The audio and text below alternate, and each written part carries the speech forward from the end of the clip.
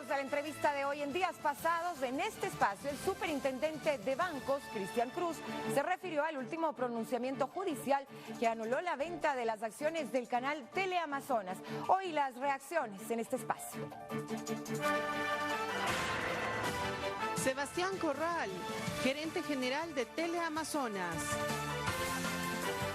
Señor Corral, buenos días, bienvenido a este espacio. El fallo del 13 de mayo pasado de la Unidad Judicial de lo Civil de Pichincha habla de dos temas sustanciales por los cuales supuestamente se habría dado esta venta ficticia. Uno, declarar nulos los contratos de los dos fideicomisos, se ha dicho, y la otra, que ese fideicomiso podía volver, han dicho, a poseer las acciones que fueron vendidas a varias personas, entre ellos también a los empleados del canal televisivo. Empecemos por la primera, el tema de los contratos de los dos fideicomisos que, de acuerdo al fallo, de acuerdo a la investigación proporcionada también, los beneficiarios de estos dos fideicomisos creados serían familiares y personas allegadas al ex dueño o dueño del canal Teleamazonas. Bienvenido. A ver, gracias y buenos días.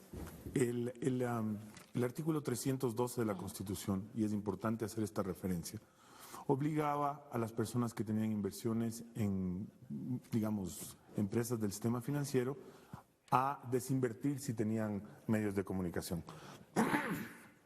Perdón, los anteriores dueños de Teleamazonas crearon dos fideicomisos donde pusieron las acciones de las dos compañías que forman el canal y un grupo de gente, alrededor de 180 personas en su momento, compramos acciones de los fideicomisos.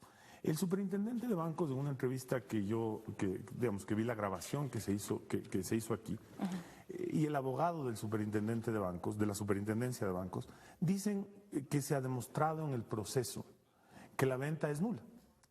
Yo le pregunto a la ciudadanía, le pregunto también a Marcela, ¿cómo pueden afirmar una cosa así? Si para simular, porque el argumento es que se ha simulado una compraventa, ¿cómo se puede simular una compraventa si los compradores no son parte del juicio? Es decir, es evidente, no se necesita ser abogado, no se necesita haber estudiado leyes para darse cuenta de que si vamos a simular una compraventa, tienen que estar de acuerdo compradores y vendedores. Resulta que los compradores no hemos sido demandados.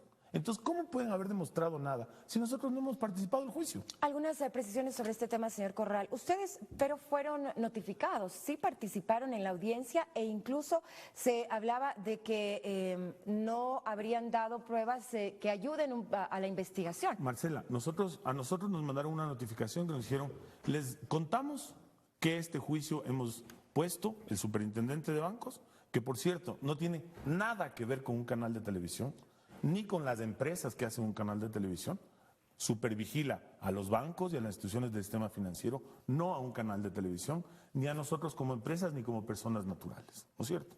Y nos notificaron, nos dijeron, señores, hay este juicio, nada más. Algunos de nosotros fuimos testigos del juicio y nada más. Las personas que fueron demandadas, las empresas que fueron demandadas, son las que participaron en el juicio. Entonces resulta que aquí hay un fallo que, de confirmarse, sería absolutamente nulo, y pueden preguntarle a cualquier abogado con un mínimo de experiencia, porque está afectando un patrimonio de un grupo de gente que no tuvo nada que ver en un juicio. El superintendente, recuerdo, cuando vino la semana pasada a hablar de este tema, él hablaba de compradores de buena fe. Yo le hacía esta pregunta precisamente en el sentido de qué va a pasar si es que la justicia en su fallo ya final, luego de todas las resoluciones y ampliaciones que se puedan hacer, determina efectivamente, como lo ha hecho en este fallo, que la venta es ficticia. Decía, ¿qué va a pasar con el dinero de las personas que invirtieron en este canal? Y de los trabajadores también. Y él decía que como compradores de buena fe, lo que deberían hacer en ese momento es poner una demanda y un juicio de manera individual al dueño, en este caso de Teleamazonas, el doctor Fidelegas. Marcela, imagínese la ridiculez del argumento. El anterior dueño del canal vendió. Firmamos un contrato con unos fideicomisos que ellos constituyeron. Nosotros hemos pagado una buena parte. Hemos pagado de buena fe y hemos comprado de buena fe. Entonces, él no es que ha puesto un juicio, ni ha pedido que se nulite la compraventa, ni nada por el estilo. Quien lo ha hecho es la Superintendencia de Bancos, representada por el superintendente. Entonces, ¿a quién vamos a demandar nosotros? Al comprador, al vendedor. El vendedor que va a decir, señores, yo no he hecho nada, porque no ha hecho nada contra nosotros. Pero es que supuestamente el argumento es que sigue Teleamazonas en manos de a quienes ustedes llaman el ex dueño, el doctor Fidelegas. Y un poco también el tema radicaría en el hecho de la creación de estos dos fideicomisos que estarían manejados supuestamente por personas allegadas al doctor Egas Grijalva. Se hablaba de la esposa, se hablaba me parece que de hijos, y de personas que tenían una íntima relación con el ex dueño de Teleamazonas. Le voy a explicar una vez más. Los anteriores accionistas de Teleamazonas, el doctor Fidelegas y su familia, pasaron las acciones de las dos empresas que hacen el canal a estos dos fideicomisos. Estos dos fideicomisos vendieron las acciones. Nunca, desde octubre del 2010 hasta la fecha de hoy, nadie, ni de la familia Egas, ni de las empresas del doctor Fidelegas, ni de representantes del fideicomiso, han tenido ninguna injerencia en las decisiones que se ha tomado en Teleamazonas, la Junta General de Accionistas, los directorios y demás. ¿Y no han participado en ese tipo de reuniones? Jamás, nunca, no tienen por qué, porque no son accionistas. Las acciones pasaron de manos. La lista que tiene la Superintendencia de Compañías de Accionistas del canal es la constancia, la fehaciente constancia de quiénes son los accionistas. ¿Por qué iba a intervenir alguien? Es más o menos como si usted mañana llegara a la Junta General de Accionistas de la Coca-Cola. Le van a decir, señora, usted tiene nada que hacer aquí. La familia Egas y la gente y los representantes legales de la empresa que maneja los fideicomisos jamás han asistido a ninguna junta ni tienen ningún tipo de injerencia sobre Teleamazonas. Hablemos entonces de los accionistas actuales. Entre ellos, usted, tengo entendido que es alrededor del 29 o 30% dueño de las acciones del canal. Le pregunto, señor Corral, ¿por qué comprar en este momento, es decir, en octubre de 2010, acciones en este caso de un canal en el que evidentemente las cosas no marchaban bien en la parte económica y poner en riesgo un patrimonio importante? Es decir, 30% de las acciones es bastante plata. A ver, Marcela, yo manejo Teleamazonas, es decir, soy el gerente general del canal desde hace más de 15 años. Yo conozco el canal. En ese momento, las perspectivas de tener un porcentaje de Teleamazonas era una buena decisión. Tanto es así que 180 personas compraron, ¿no es cierto? Yo le hago la misma pregunta y en la mejor de las ondas, con la mejor buena fe. En este canal también compraron los empleados de acciones. No estoy seguro del porcentaje. En TC Televisión, si no estoy equivocado, el 12% de las acciones le pertenecen a los empleados. Eso no tiene nada de malo, es una decisión válida, es una decisión de buena fe, que lo que permite es tener la posibilidad de adquirir un patrimonio propio. Una consideración. La otra cosa que se ha dicho aquí, que ha dicho el superintendente, no solo aquí en varios medios y el abogado, es que el Banco Pichincha tenía que ver con esto. El Banco Pichincha le hizo un préstamo a algunas personas para que paguen el 10% de entrada. Esos créditos con el Banco Pichincha están absolutamente cancelados. Insisto, de la mejor buena fe y sin hacer ninguna crítica. Tengo entendido que los créditos que dio la CFN a los empleados de Gamavisión no están pagados.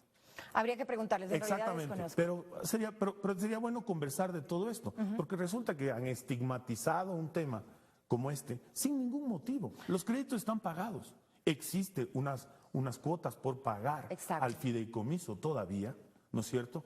Pero resulta que se interpone este juicio y nosotros dejamos de pagar. ¿Y han dejado de pagar por qué razón? Por dos razones principales. Se dice porque no había utilidades en una de las empresas. Porque estaremos de acuerdo, y nuevamente a todos los medios nos ha pasado esto, la situación del mercado publicitario, por diferentes razones, llamémosle como quieramos llamarle, se ha visto afectada. Durante los primeros años, Teleamazonas dio utilidades. Tanto es así que nosotros pagamos la cuota de entrada, pagamos una primera cuota a los fideicomisos. Como un 10%, me parece. Exactamente. Luego pagamos una primera cuota al fideicomiso y luego pagamos la mitad de la segunda. Después se puso el juicio. Entonces nunca Teleamazonas ha tenido ninguna posibilidad de ganarle una acción administrativa o un juicio al Estado ecuatoriano desde el año 2006. ¿No es cierto? De hecho, habíamos ganado algo y en Corte Suprema nos reversaron vía casación una sentencia que no podía ser sujeta a casación. Entonces, ¿por qué nosotros vamos a tomar dineros de otro lado del patrimonio ajeno al canal y pagar esto hasta no saber exactamente qué pase? Exactamente. No tiene sentido. Las acciones, otro de los temas que se discutía es que las acciones no les pertenecerían en este caso a los trabajadores. Tengo entendido que tienen hasta el 2024 para pagarlas. Sin embargo, al momento de retirarse, ellos no pueden decidir a quién ceder esa parte de las acciones. Nuevamente es falso eso.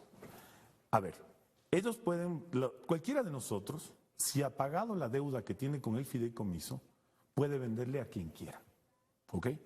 Como hay una deuda de por medio, si yo mañana quiero vender mis acciones, esa persona, porque el fideicomiso está tomando un riesgo de crédito, porque hay una cuenta por pagar, tiene que ser aprobada por el fideicomiso, porque hay un crédito de por medio. Sería ilógico, sería ridículo pensar en que una persona acepte tomar un riesgo de crédito con un tercero sin saber quién es. Pero dentro del juicio, señor Corral, hubo un testimonio de un trabajador que aseguraba lo contrario. Un trabajador, que le voy a contar, es divertido casi el tema. Este muchacho trabajó en Teleamazonas, dejó de trabajar en Teleamazonas, compró acciones la primera vez y después, cuando un par de compañeros de él se retiraron, volvió a comprar más acciones. ¿Ya sin estar en el canal? No, estando en el canal. Él salió del canal y es la única persona que tiene como testigo el abogado de la superintendencia. Lo curioso de este señor es que hace este testimonio y sigue siendo accionista de Teleamazonas. ¿Pero por qué habría de decir entonces lo contrario, si tiene acciones? Pero pregúntele a él, pues. O sea, es ridículo, el testimonio se afecta a él mismo. En todo caso, y en virtud del tiempo, porque ya se nos terminó, señor Corral, faltan recursos por agotar. El ex dueño o dueño de Teleamazonas ha dicho que Marcela, va a seamos presentar... claros, no es el dueño de Teleamazonas. Bueno, los dueños de Teleamazonas somos los accionistas que estamos en las listas que están registradas en la Superintendencia de Compañías. En todo caso, él ha dicho que va a apelar este fallo y que va a ir y utilizar todos los recursos que les quedan todavía. Me imagino, él tiene que hacer lo que él considere oportuno. Y también ha dicho otra cosa que a mí me sorprendió. Yo estuve de viaje esa semana. Él ha dicho que en el fondo el día no le importa porque él no es el dueño del canal. Y tiene razón. ¿Y qué van a hacer ustedes entonces como dueños del canal? Nosotros no podemos hacer nada. Ese es mi reclamo. Ese es mi reclamo, Marcela. Nosotros no hemos sido parte del proceso. Pero quisiera hacer una última... Por favor. Dos temas más. Primero, yo al principio hablaba del artículo 312 de la Constitución. Imaginémonos por un momento que mañana cambia el presidente de la República, ¿no es cierto? Y que el presidente de la República es alguien muy allegado a mí o a Fidelegas o a quien fuere. Y yo le llamo a este señor y le digo, oye, cámbiame el artículo 312.